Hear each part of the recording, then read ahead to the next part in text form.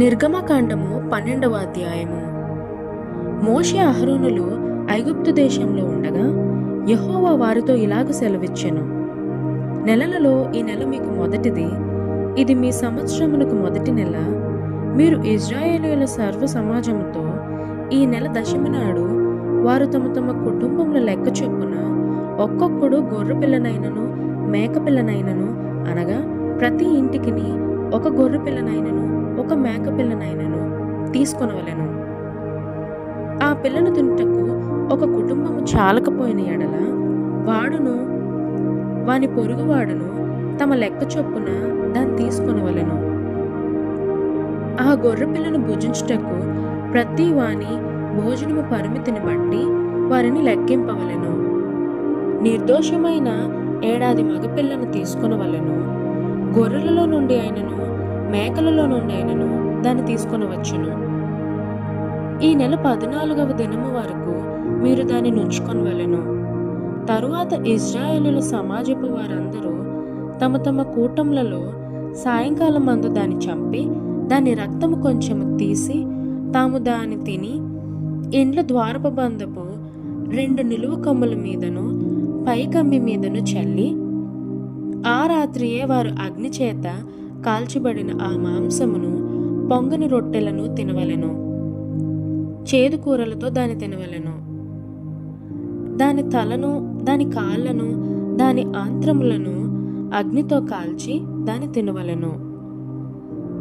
దానిలో ఉడికినదైనను నీళ్లతో వండబడినదైనను తిననే తినకూడదు. ఉదయకాలము వరకు దానిలోని దేదియు మిగిలింపకూడదు. ఉదయకాలము వరకు దానిలో మిగిలినది అగ్నితో కాల్చివేయవలెను. మీరు దానిని తినవలసిన విధమేదనగా, మీ నడుము కట్టుకొని మీ చెప్పులు తొడుగుకొని మీ కర్రలు చేత పట్టుకొని త్వరపడుచు దాన్ని తినవలెను.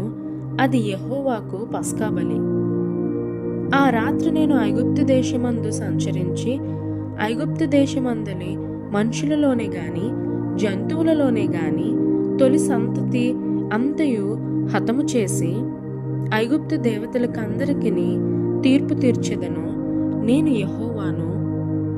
మీరున్న ఇండ్ల మీద ఆ రక్తము మీకు గుర్తుగా ఉండును. నేను ఆ రక్తమును చూచి మిమ్మును నశింపచేయక దాటిపోయేదను. నేను ఐగుప్తు దేశమును పాడు చేయుచుండగా మిమ్ము సంహరించుటకు తెగులు మీ మీదికి రాదు. కాబట్టి ఈ దినము మీకు జ్ఞాపకార్థమైనదగును. మీరు యెహోవాకు పండుగగా దాన్ని ఆచరింపవలెను. తరతరములకు నిత్యమైన కట్టడగా దానిని ఆచరింపవలెను. 7 దినములు పులియని రొట్టెలను తినవలెను. మొదటి దినమున మీ ఇండ్లలో నుండి పొంగినది పారవేయవలెను. మొదటి దినము మొదలుకొని 7వ దినము వరకు పులిసిన దానిని తిను ప్రతి మనుష్యుడు ఇశ్రాయేలులో నుండి కొట్టివేయబడును. ఆ మొదటి దినమున మీరు పరిశుద్ధ సంఘముగాను 7వ దినమున పరిశుద్ధ సంఘముగాను కూడుకొనవలెను. ఆ దినముల యందు ప్రతి వాడు తినవలసినది మాత్రమే మీరు సిద్ధపరచవచ్చును. అదియుగాక మరి ఏ పనియు చేయకూడదు. పులియని రొట్టెల పండుగను మీరు ఆచరింపవలెను.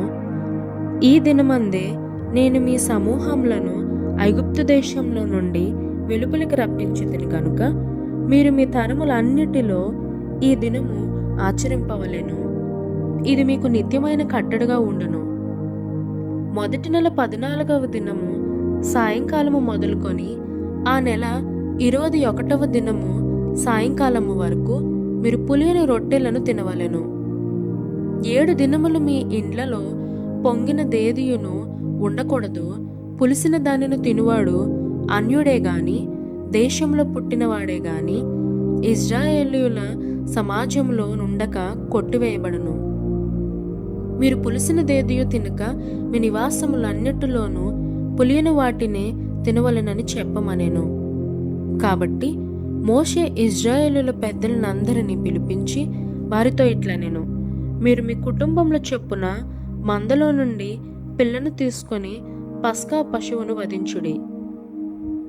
మరియు హిస్సోపు కుంచె తీసుకొని పళ్ళెంలోనున్న రక్తములో దాని ముంచి ద్వారబంధపు పైకమ్మిని 2 నిలువు కొమ్ములకును పళ్ళెములోని రక్తమును తాకింపవలెను. తరువాత మీలోనెవరును ఉదయము వరకు తన ఇంటి ద్వారము నుండి బయలు వెళ్ళకూడదు. యెహోవా ఐగుప్తీయులను హతము చేయుటకు దేశ సంచారము చేయుచు ద్వారబంధపు పైకమ్మి మీదను 2 నిలువు కమ్ముల మీదను ఉన్న రక్తమును చూచి యెహోవా ఆ తలుపును దాటిపోవును. మిమ్ము హతము చేయుటకు మీ ఇండ్లలోనికి సంహారకుని చొరనియ్యడు. కాబట్టి మీరు నిరంతరము మీకును మీ కుమారులకును దీనిని కట్టడిగా ఆచరింపవలెను. యెహోవా తాను సెలవిచ్చినట్లు మీకిచ్చుచున్న దేశమందు మీరు ప్రవేశించిన తరువాత మీరు దీనిని ఆచరింపవలెను. మరియు మీ కుమారులు మీరు ఆచరించు ఆ ఆచారం ఏమిటని మిమ్మల్ని అడుగునప్పుడు మీరు, ఇది యెహోవాకు పస్కా బలి, ఆయన ఐగుప్తీయులను హతము చేయుచు మన ఇండ్లను కాచినప్పుడు ఆయన ఐగుప్తులోనున్న ఇశ్రాయేలీయుల ఇండ్లను విడిచిపెట్టెను అనవలెనని చెప్పెను. అప్పుడు ప్రజలు తలలు వంచి నమస్కారము చేసిరి. అప్పుడు ఇశ్రాయేలీయులు వెళ్ళి అలాగు చేసిరి. యెహోవా మోషే అహరోనులకు ఆజ్ఞాపించినట్లే చేసిరి. అర్ధరాత్రి వేళ జరిగినదేమనగా, సింహాసనము మీద కూర్చున్న ఫరో మొదలుకొని చెరసాలలోనున్న ఖైదీ యొక్క తొలిపిల్ల వరకు ఐగుప్తు దేశమందలి తొలిపిల్లలనందరినీ, పశువుల తొలిపిల్లలన్నిటినీ యెహోవా హతము చేసెను. ఆ రాత్రి ఫరోయు అతని సేవకులందరూ ఐగుప్తీయులందరూ లేచినప్పుడు శవము లేని ఇల్లు ఒక్కటైనా లేకపోయినందున ఐగుప్తులో మహాఘోష పుట్టెను. ఆ రాత్రివేళ ఫరో మోషే అహరోనులను పిలిపించి వారితో, మీరును ఇశ్రాయేలులను లేచి నా ప్రజల మధ్య నుండి బయలువెళ్ళుడి. మీరు చెప్పినట్లు పోయి యెహోవాను సేవించుడి. మీరు చెప్పినట్లు మీ మందలను మీ పశువులను తీసుకొని పోవుడి. నన్ను దీవించుడని చెప్పెను. ఐగుప్తులు మనమందరము చచ్చిన వారం అనుకుని తమ దేశంలో నుండి ప్రజలను పంపుటకు త్వరపడి వారిని బలవంతము చేసిరి. కాబట్టి ప్రజలు తమ పిండి ముద్దను తీసుకొని అది పులియక మునిపే పిండి పిసుకు తొట్లతో దానిని మూట కట్టుకొని తమ భుజముల మీద పెట్టుకొని పోయిరి. ఇశ్రాయేలీయులు మోషే మాట చొప్పున చేసి ఐగుప్తుల యొద్ద వెండి నగలను, బంగారు నగలను, వస్త్రములను అడిగి తీసుకొనిరి. యెహోవా ప్రజల ఎడల ఐగుప్తీయులకు కటాక్షము కలుగజేశాను గనుక వారు వారికి కావలసిన వాటిని ఇచ్చిరి. అట్లు వారు ఐగుప్తీయులను దోచుకొనిరి. అప్పుడు ఇశ్రాయేలీయులు రామాసేసు నుండి సుక్కోతుకు ప్రయాణమైపోయిరి. వారు పిల్లలుగాక కాల్బలము 6,00,000 వీరులు. అనేకులైన అన్యజనులు సమూహమును, గొర్రెలు, ఎద్దులు మొదలైన పశువులు, గొప్ప మందయును వారితో కూడా బయలుదేరెను.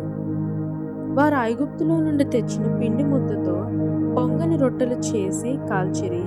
వారు ఐగుప్తులో నుండి వెళ్ళగొట్టబడి తడువు చేయలేకపోయిరి గనుక అది పులిసి ఉండలేదు.